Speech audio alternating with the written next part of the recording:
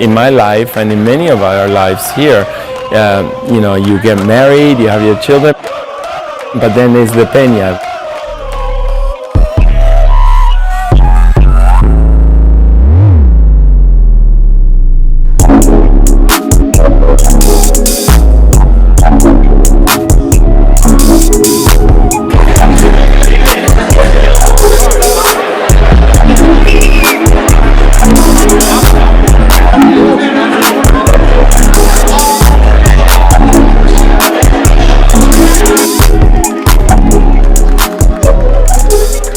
When Real Madrid came to Los Angeles in 2011, somehow, call it destiny, call it the internet, call it whatever, I met Elisa, who's one of our board members, and 5 others, and we literally had a blind date at UCLA during one of Mourinho's practices, and we formed Real Madrid LA. And we didn't have anything, we just didn't have a place, we didn't have anything, but we just had this dream of meeting together. And I remember we started passing little cards that we said, hey, if you're a Madridista, come here. I remember the very first person that I met when I moved out to LA from the group was Stuart. And he just welcomed me warmly to the group, and I just have felt at home. When he started this group, it was 30 locals in his pool, in his backyard, right after the World Cup. And it went from 30, the first 2 years we had 60 to 90 members. This day and age, we have 200 paid members, plus all the other ones that are subscribed to all our social media. I got invited to one of the first games. One of the first games that I saw was probably a Champions League game. And then we went to Hollywood, and then from there I became a Peña member and have been a Peña member ever since. We have an incredible balance of men and women, all in between 18 to 35. All of us sort of get up at 4 in the morning to watch games. We have the fortune of having places that will open for us. You have people committed to soccer, to football, in a way that I never seen anywhere before. I'm 43 years old, born and raised in Venezuela. I fell in love with the team as a result of players like Bambam Zamorano, Fernando Redondo, Fernando Hierro. We had obviously Raúl as a young 17-year-old who is my all-time favorite player. I used to watch the games for the most part at a local bar called Barcelona, around Barcelona fans, so you can imagine how awkward that was.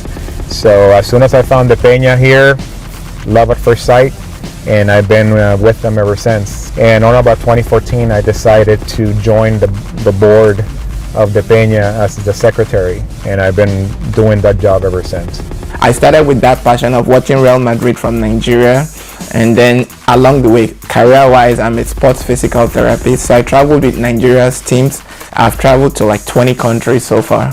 So the reason I came to the US was to complete my master's degree. I did in 2011 in Missouri, and then I got a job offer in California. So when I moved out here, I didn't have any friends because all of my friends were in Missouri and I'm from Nigeria, So I started looking for a group that is as passionate for Real Madrid as I am.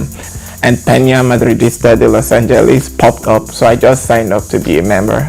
I value the philosophy where when you sign up for the club, you're actually signing up for the pinnacle of soccer. It doesn't get higher than Real Madrid. You're joining the very best soccer club. There's a saying that somebody said once that I will never forget. You might change jobs, you might change your wife, but you will never change your soccer team. So we've been married for 30 years, going into 31. I've been a Barca fan since I was 13. I used to like to watch, Barcelona play, and I used to like to watch Real Madrid, and people would tell me, you have to pick one. He had bought a couple of jerseys of Barcelona for me, and I never wore them. I was like, no. And one time, as a Clásico was going to play, it was going to be a Copa del Rey game about 6 years ago. And people were bugging me. They're like, no, you can't go for both teams. The pressure got to me, and one day I said, okay, that day of the Clásico, I said, okay, today is the day. Today, I'm going to pick a team. Whoever wins today, that's who I'm going with. And so, lo and behold, Real Madrid wins that day. And so that's how it came about. And I was like, okay, I felt really good when it did, and I was actually relieved because I thought, you know what, deep in my heart, that's what I wanted.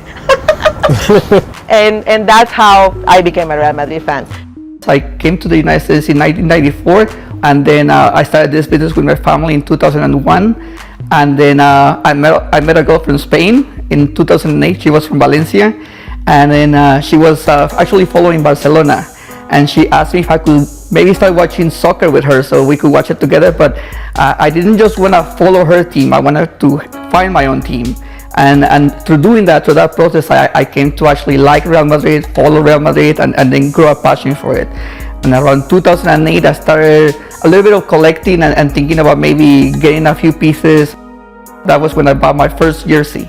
That was a Raúl jersey. I bought it from a guy in Miami. All of these are jerseys. All of these are signed jerseys. Some of them by one player, some of them by multiple players. Like this one here. He's signed by La Quinta del Buitre, so you see Pardesa, Butragueño, Martín Vázquez, Manolo Sánchez, and Michel.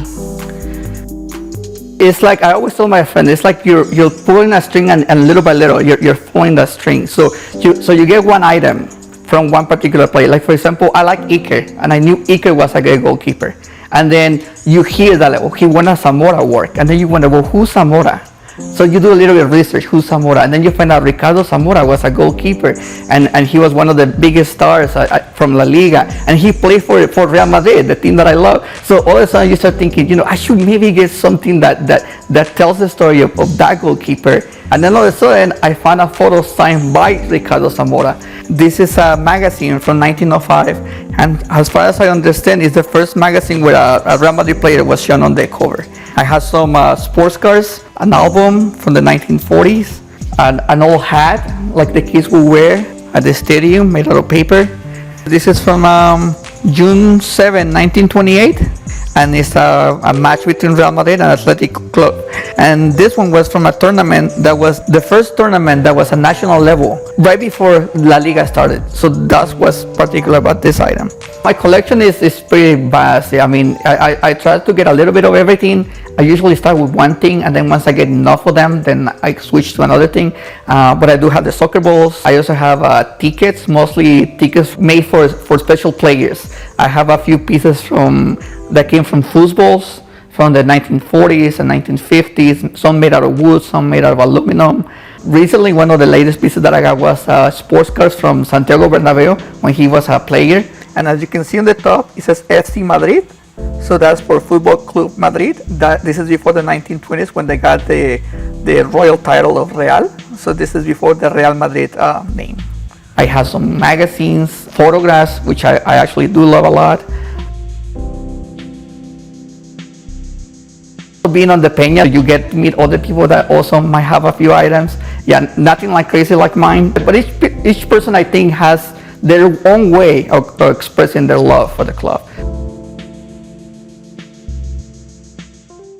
Our group is very dynamic, very diverse. It's got that flavor that it makes the experience of coming to watch a game with us as if you were at the Bernabéu. That's why people call us the Little Bernabéu, because when you have 750 people in one place, you get that sense, that energy that you can only find in the Bernabéu. We have people with trumpets, with drums.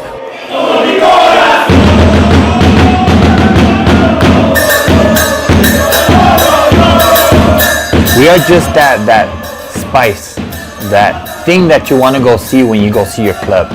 Obviously you go with your friends, but there's always those little crazy friends that always just jump you up, that always drinking a beer and shouting loud. That's Los Inmortales. Because we noticed that when we got together with our heritage, we wanted to change a couple of the songs, the cánticos that were being brought to us, and we wanted to put a little more rhythm, more Latino, more Hispanic, and we did that, and we accomplished that, and that was kind of the thought process behind the Inmortales. I think that this is going to grow. I mean, it started from an idea, and it's blown up.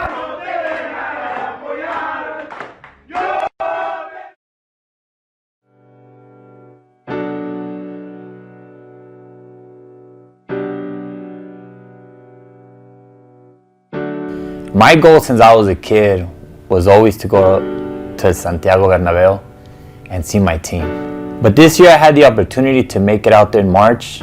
I surprised my wife for her birthday, and we got tickets to go out there to El Templo.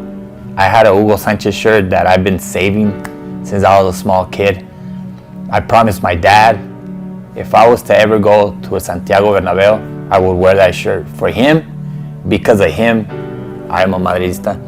Because of him, I love this team. And I thank my dad for bringing me into the football world. We're walking towards the stadium. I give him my ticket, I walk in, and I take my phone out and I'm videotaping the entrance in the hallway, because to me this is just a sacred moment. And I'm walking through and I'm hearing the anthem.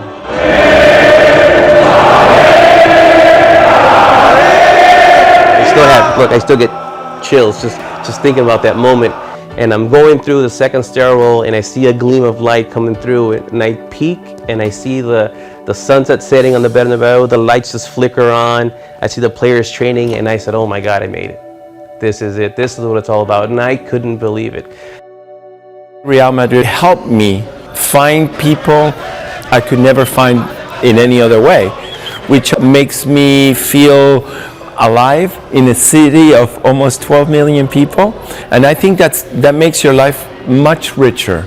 I'm definitely a richer person today in experiences than I have ever been because of football, Real Madrid, and the entire ambiance around it that makes it quite unique. When it comes to my backup, I rely on 4 captains. So here we are, capitán del Madrid, Raúl, nuestro vigente capitán, Sergio Ramos, el capitán Furia, Fernando Hierro, y el capi, el mejor arquero que hemos tenido en la historia, Iker Casillas.